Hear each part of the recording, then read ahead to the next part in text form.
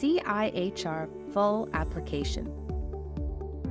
Once your registration is complete, you will have access to your full application in ResearchNet. There are 8 key tasks to complete, similar to those completed during the registration phase. Task 1. Identify participants. Once your research team is finalized, the NPA can add participants by entering their CIHR PIN and indicating their role and participant type.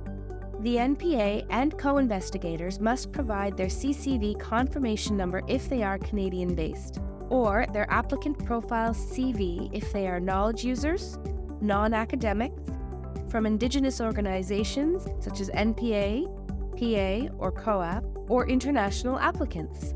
The NPA and co-investigators must also complete a summary of their most significant contributions as they relate to the proposed grant application. This might include publications, training or mentorship, degrees or other credentials, work or community experience, and specialized training. Task 2.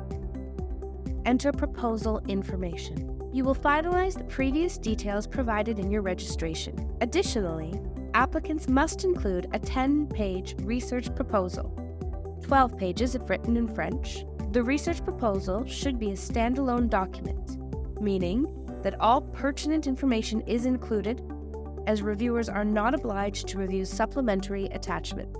Depending on what review committee you specify, there may be additional formatting guidelines.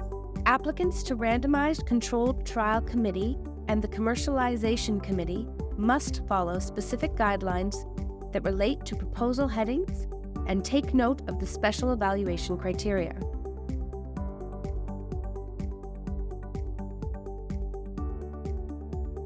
Additionally, proposals submitted to the Indigenous Health Research Committee and the Tri-Agency Interdisciplinary Review Committee also have specific evaluation criteria. Additional documents that should be included as separate attachments are project references, a 2-page summary of progress that details activities and contributions that support the application, notes early career research status, outlines any impacts that have affected research progress, and contextualizes the current application and proposed budget in relation to your overall program of research and funding history. Response to reviewers. For applicants who are resubmitting an application, you may include a response to previous reviews. Applicants who choose to do so must also provide a copy of all reviews and scientific officer notes, but not the Notice of Recommendation or Notice of Decision Results letter. Task 3. Complete summary.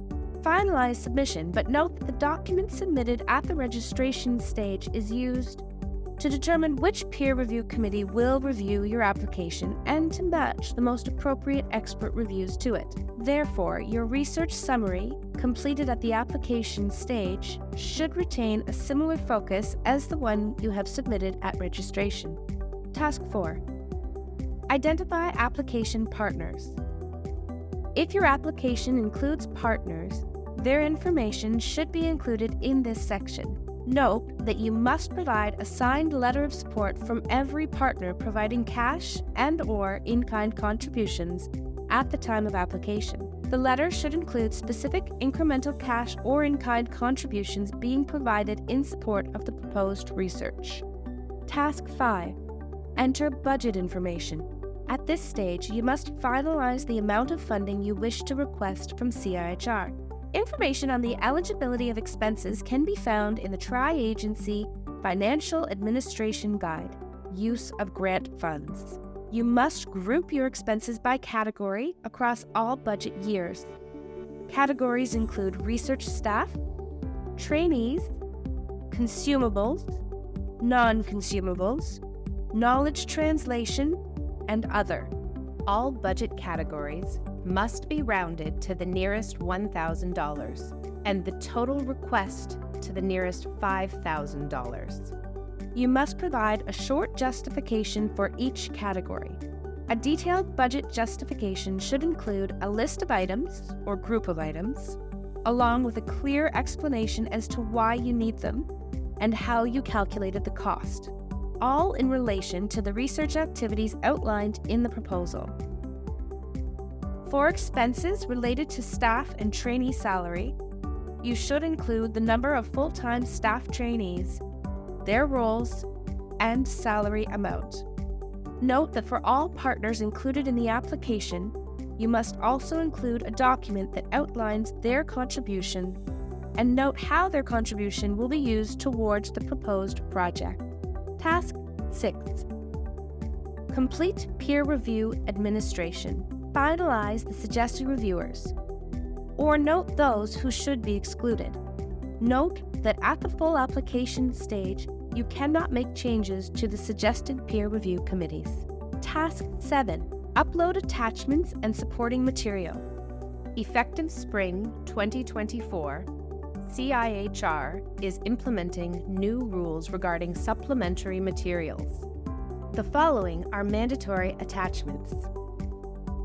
Certificate of Completion for Sex and Gender-Based Analysis Training Modules for the NPA. If applicable, pending appointment letter, must begin by funding commencement date. For Indigenous health research, letters of community support from Indigenous partners.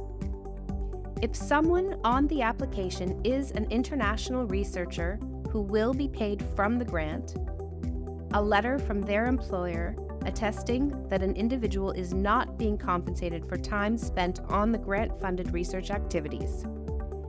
PIs may choose to submit letters of collaboration to the NPA which outline a specific service to be provided, such as access to equipment, provision of specific reagents, training in a specialized technique, statistical analysis, access to a patient population, etc. PIs are no longer permitted to include patient information sheet for RCT applications, publications, questionnaires, surveys, and consent forms, supplementary tables, charts, figures, and photographs, or any other documents. Remember that your proposal needs to be a standalone document, and you should not be dependent on your supplementary attachments for reviewers to fully understand your proposed project. Task 8. Apply to priority announcements and funding pools. Specify whether your proposal should be considered for any priority announcements funding pools. You may select up to 3.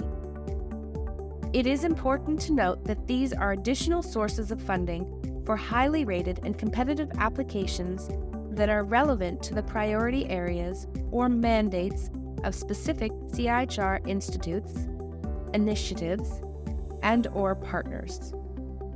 Specifying a priority announcement will not exclude an applicant from funding consideration within their peer review committee group. Full applications are submitted to CIHR via McMaster's Health Research Services Office. Our internal deadline is typically 2 weeks prior to the full application due date. Applications must be submitted by this date so HRS can review each application and suggest any edits that they feel are necessary. At this stage, the application will be returned to the NPA to complete the edit. Once ready, the application is submitted to HRS and then ultimately submitted to CIHR. Interested applicants should connect with their research office early and can email for further information at askhrs@mcmaster.ca.